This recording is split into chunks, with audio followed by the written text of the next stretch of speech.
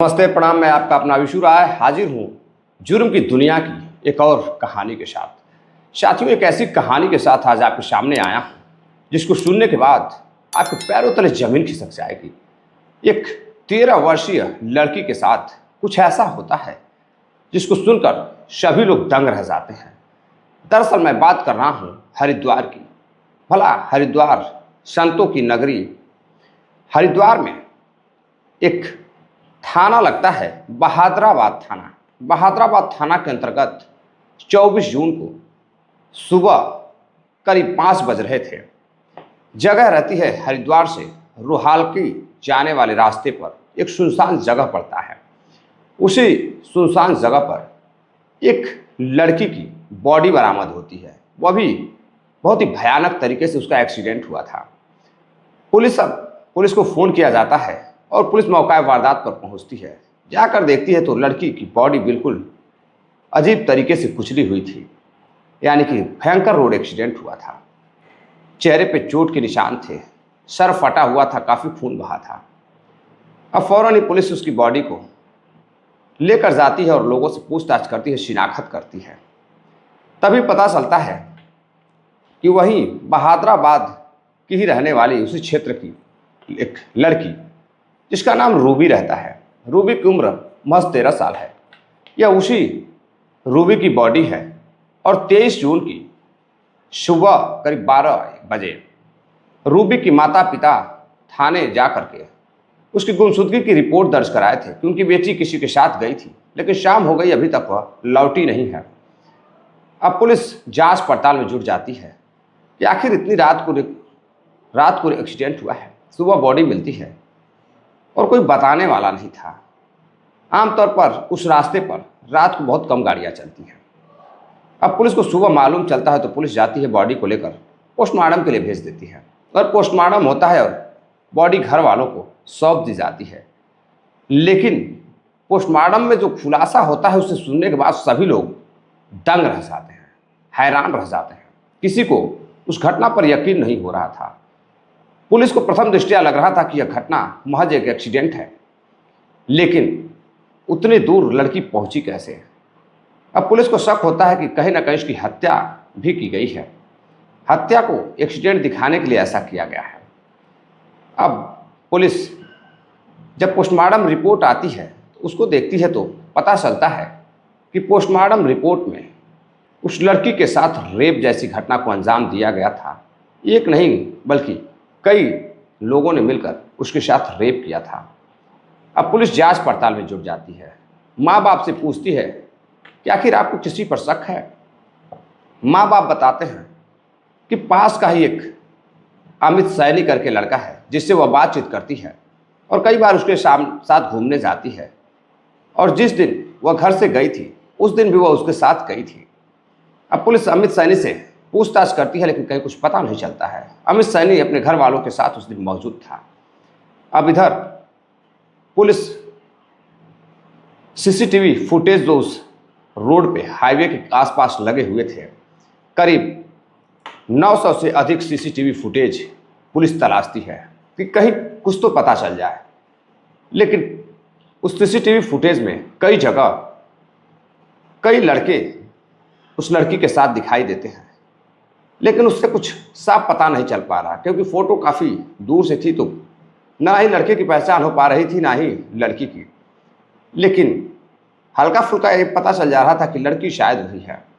अब पुलिस एक के बाद एक कई सीसीटीवी फुटेज तलाशना शुरू करती है और इधर पुलिस उस रात को उस रास्ते पर आने जाने वाले जितने भी संदिग्धों पर पुलिस की नज़र थी, उन संदिग्धों से भी पूछताछ होती है, लेकिन कहीं कुछ पता नहीं चलता है।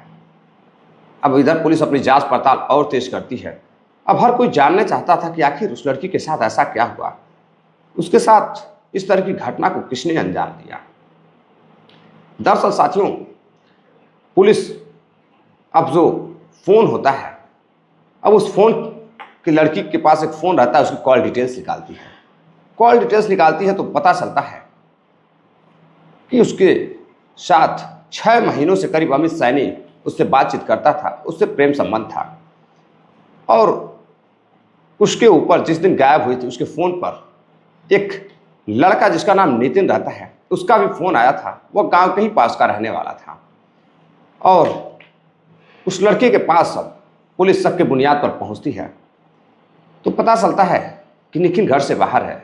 अब नितिन घर से बाहर है, पुलिस को शक हो जाता है। अब पुलिस जांच पड़ताल और तेज करती है, नितिन की छापेमारी कर गिरफ्तारी करती है। अब नितिन जब गिरफ्तार होता है तो नितिन बताता है कि नितिन उस दिन एक प्लान के तहत उस गांव के प्रधान पति यानी कि उनकी पत्नी प्रधान है और प्रधान के वह पति हैं। प्रधान पति जो है जिसका नाम है आदित्य राज, आदित्य राज भारतीय जनता पार्टी से जुड़े हुए थे। जब यह घटना का खुलासा हुआ तो उनको तुरंत ही भारतीय जनता पार्टी से निकाल दिया गया। अब वह पूर्व भाजपा नेता हो गए। अब आदित्य राज को लेकर आदित्य राज के कहने पर नितिन उस लड़की को फ़ोन कर घर से बाहर बुलाता है और जो लड़की रूबी रहती है, महज 13 साल उम्र रहती है, वह रात के अंधेरे में उस लड़के के पास जाती है, नितिन से बातचीत करती है। तो नितिन के साथ एक और लड़का रहता है निखिल, दोनों काफ़ी अच्छे दोस्त रहते हैं और उस लड़की से सालों से जान पहचान रहती थी नितिन की। अब नितिन उस लड़की से बातचीत कर उसे जाने के लिए तैयार कर लेता है अपने साथ। अब लड़की उनके साथ जाने के लिए तैयार हो जाती है। अब बुलेट पर बैठती है और बैठने के बाद उसके साथ एक सुनसान जगह पर जाती है। सुनसान जगह पर जाने के बाद वहाँ पर अब लड़की के साथ 3 लोग और हो जाते हैं, यानी कि आदित्य राज और एक लड़का और मौसम और एक और लड़का रहता है जिसका नाम तुषार रहता है। तो टोटल 2 बाइक से 5 लड़के हो जाते हैं। अब वह कुछ दूरी पर जाने के बाद बैठकर बियर पीते हैं और बियर पीने के बाद अब लड़की को भी बियर पिलाते हैं। लड़की भी बियर पीती है, महज 13 साल की छोटी सी मासूम लड़की, वह भी बियर पीती है। और जब नशा ज़्यादा हो जाता है तो लड़की कहती है मुझे नशा हो रहा है, बहुत ज़्यादा नशा हो रहा है, मुझे कुछ समझ में नहीं आ रहा है। लड़कों को भी काफ़ी ज़्यादा नशा हो चुका था। अब 5 ही लड़के उस लड़की से कहते हैं कि एक काम करो, चलो चलते हैं हरिद्वार, नहा कर आते हैं। अब नहाने के लिए वह लड़की को लेकर हरिद्वार जाते हैं और हरिद्वार नहाकर लौटते समय वह दूसरे रास्ते से आते हैं जो कि काफ़ी सुनसान रास्ता रहता है, जंगल भरा रास्ता रहता है। अब उधर से लौटते हुए वे रोहल्की के पास एक सुनसान जगह पर रुकते हैं। सुनसान जगह पर रुकने के बाद कुछ देर बातचीत करते हैं। लड़की नशे में रहती है, वह कहती है कि देखो मुझे घर छोड़ दो, अब बहुत रात हो चुकी है, मेरे माता पिता परेशान हो रहे होंगे, अब मैं घर जाना चाहती हूँ। अब वह रोने लगती है क्योंकि उसे डर लग रहा था। अब वह लड़की इस कदर परेशान हो चुकी थी कि वह लड़कों का पैर पकड़ लेती है। लेकिन जो आदित्य राज रहता है और जो उसके साथी रहते हैं निखिल, नितिन, वह कहते हैं ठीक है, बस कुछ देर में हम तुम्हें छोड़ देंगे। अब वह हाईवे के नीचे लड़की को लेकर जाते हैं और उसके साथ उसके कपड़े निकालकर उसके साथ बारी बारी से नितिन, फिर निखिल, फिर आदित्य राज और उसके कई साथी जो 5 दोस्त रहते हैं, बारी बारी से जब तक मन नहीं भर गया तब तक उसकी इज्जत को लूटते रहे, लोचते रहे। और मन भरने के बाद लड़की को कहते हैं कि एक काम करो कि मैं तुम्हें घर ले जाकर छोड़ दूंगा, लेकिन तुम यह बात किसी को बताना मत, नहीं तो मैं तुम्हारे और तुम्हारे घर वालों की हत्या करवा दूंगा। अब वहाँ से लड़की को लेकर जाते हैं और गांव के पास में ही उसके घर से दूर छोड़ देते हैं। अब लड़की को चला भी नहीं जा रहा था, लड़की काफ़ी परेशान थी। लड़की रोते हुए पहुँचती है अपने प्रेमी अमित सैनी के घर। अमित सैनी के घर पहुँचती है, रात करीब 12 से 1 बज रहे थे। अमित सैनी को दरवाज़ा खटखटाते ही बाहर निकलता है। बाहर निकलने के बाद देखता है कि यह तो उसकी प्रेमिका है। अब प्रेमिका को देखकर वह प्रेमिका के साथ अंदर जाता है। अंदर जाने के बाद अपनी प्रेमिका के साथ रात में ही उसके साथ फिर से जो रूबी 13 वर्षीय लड़की मदद मांगने के लिए अपने प्रेमी के पास गई थी, वह उसको किसी तरह से घर पहुंचा दे।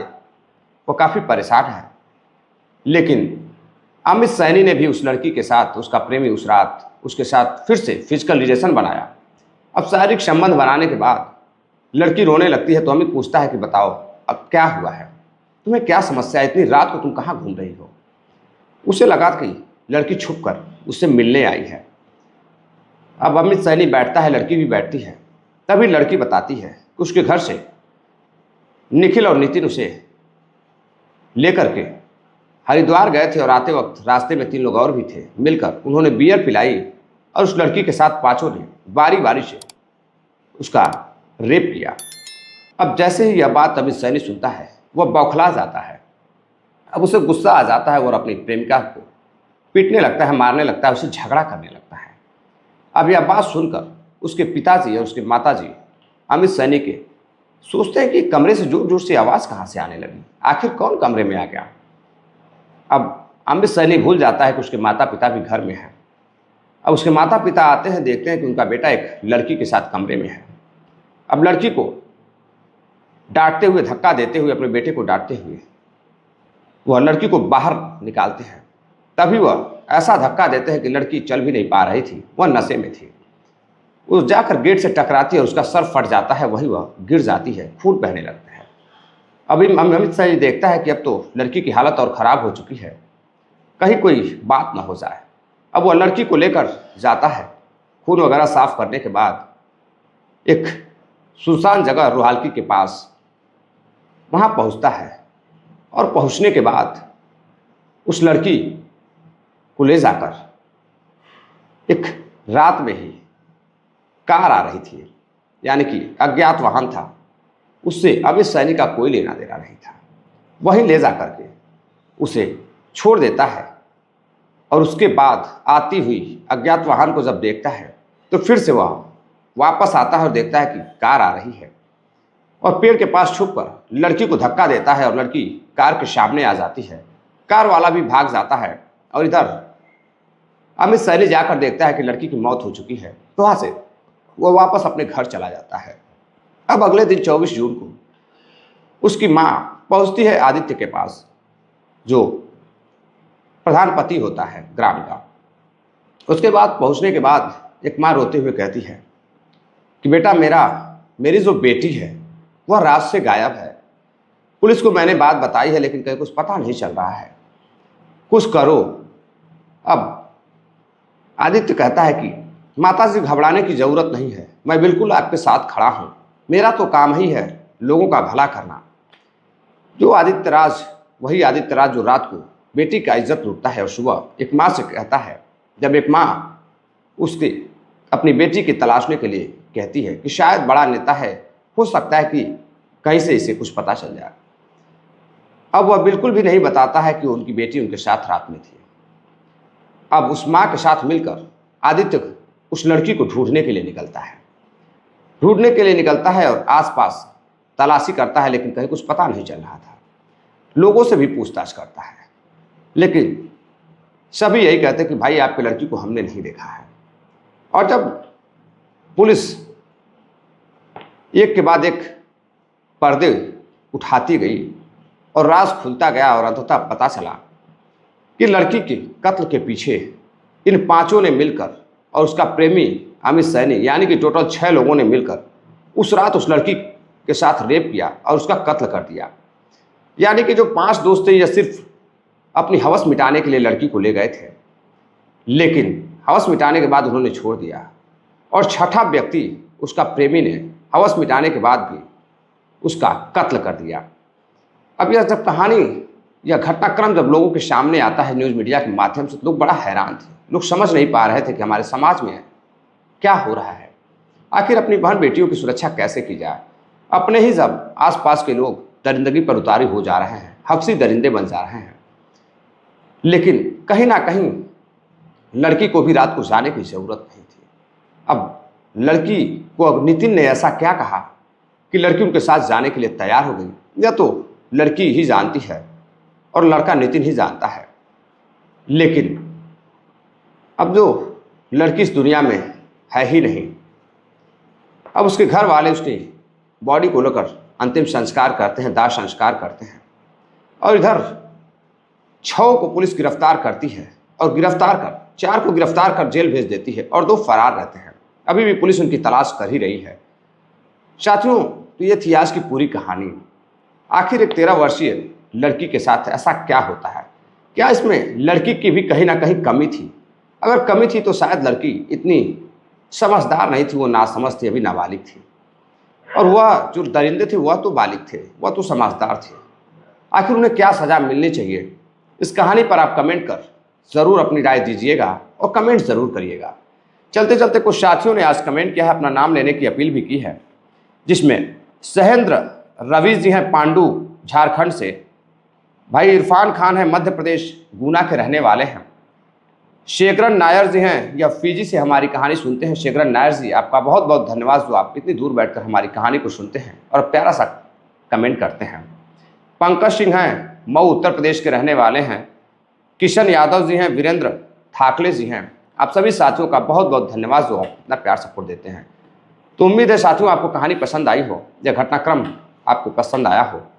अगर कहानी अच्छी लगी हो तो इस वीडियो को ज़्यादा से ज़्यादा आप लोग शेयर करिएगा, ताकि ज़्यादा से ज़्यादा ये लोग इस कहानी को सुन सकें और अपनी बहन और बेटियों को यह जानकारी दे सकें, कुछ सिखा सकें, इस कहानी से उनको कुछ सीख मिल सके और वह कुछ सीख ले सकें। तो साथियों मिलते हैं एक और नई कहानी के साथ, तब तक के लिए इजाज़त दीजिए। अपना ख्याल रखिएगा, अपने परिवार का ख्याल रखिएगा। जय हिंद, नमस्कार।